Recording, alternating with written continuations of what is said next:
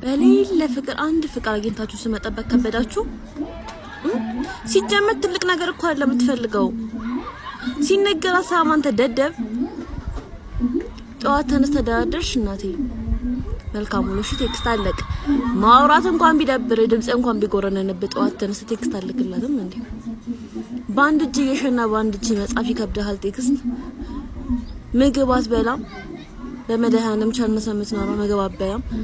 አትሄድም ወደ ስራ ታክሲ አትጠቀምም። እናቴ ሰዓት እኮ አልነበረኝም። ሰዓት ጊዜ ረፍቶብኝ ነበረ ከሰዎች ጋር ምናምን ነበርኩኝ።